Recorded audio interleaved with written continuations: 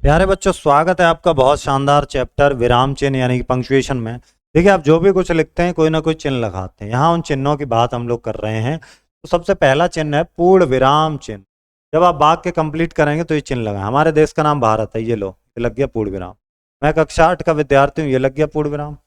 अल्प विराम, जहाँ थोड़ी देर के लिए रुकना हो, थोड़ी देर के लिए, जैसे अक्षय, शुभम और दीपांशु और अंकुर, तो थोड़ी देर के लिए रुके। गणित, विज्ञान और अंग्रेजी, ये होता है अल्प विराम। अगला अर्ध विराम चिन्ह, जब अल्प विराम से थोड़ा ज्यादा रुकना हो तो लगता है अर्ध विराम। तो ये अर्ध विराम का चिन्ह कैसे लगता है? ऊपर बिंदी, नीचे कॉमा।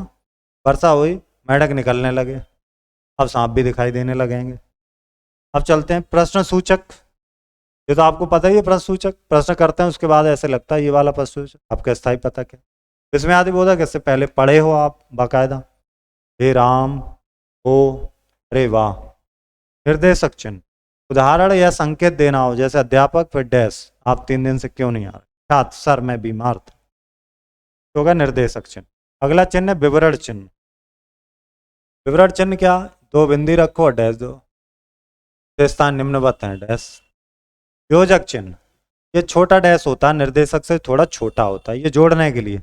भला बुरा, अन्न जल, ऊंचा नीचा, इस तरह से।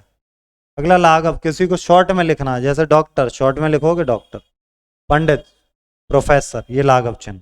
अगला उद्धरण चिन्ह, किसी की कही हुई बात को कोट करोगे तो डबल कोट्स में उद्धरण चिन्ह। ठीक है, जैसे यहीं देख लो आप, हाँ कवि सूरदास की रचना, ये सिंगल कोट का है, सूरसागर। और स्वाचंद बोस का नारा था, तुम मुझे खून दो मैं तुम्हें आजादी दूंगा, डबल कोट्स। अब आते हैं कोष्ठक। कोष्ठक क्या?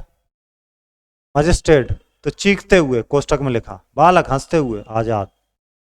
12वां हंस पद, कभी कोई शब्द छूट जाता है तो हम लोग उसको ऐसे लगा के लिख देते। कक्षा 8 ऊपर 8 लिख दिया।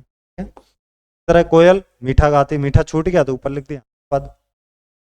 आ जाओ भाई, विराम चिन्ह का नाम बताओ। कॉमा लगा, ये है अपना अल्प विराम। नीचे फिर से एक और चिन्ह, इसको हम लोग बोलेंगे अर्ध विराम। एक और चिन्ह है, इसको बोलेंगे पूर्ण विराम। एक और चिन्ह है, इसको बोलेंगे विस्मयादि बोध। एक और चिन्ह है, इसको बोलेंगे, चलो भाई मिलान करते हैं। ये है लाघव चिन्ह, शॉर्ट लिखने के लिए। ये डबल कोट्स है यानी कि उद्धरण चिन्ह। और ये तो ब्रैकेट ही है, कोष्टक। और ये जब छूट जाता है तो अंशपद, और ये डैश है तो निर्देशक चिन्ह। आगे आ जाओ, सही स्थान पर उचित विराम चिन्ह लगाओ। लगाते हैं, आप कब आए, ये लगा दो यहाँ। प्रश्न, गांधी जी ने कहा, डबल कोट्स, करो या मरो। ओ, ये लगाओ विस्मय आदि बोध, यहाँ फुल स्टॉप। मैं राधा ममता, यहाँ मैं कॉमा राधा कॉमा ममता, गुड्डी चारों मेले में गए। वचन 2 प्रकार के होते हैं, डैश इस तरह से दे सकते, एक वचन और बहु। 5 वाक्य लिखो इस अध्याय में ना हो, ये आपको सोचना है कि इस अध्याय में नहीं है, वो 5। चलिए लिखते हैं, बाकी आप लिख लेंगे, उम्मीद तो है मुझे कि आप लिख पाएंगे। अब मिलेंगे अगले अध्याय में। धन्यवाद।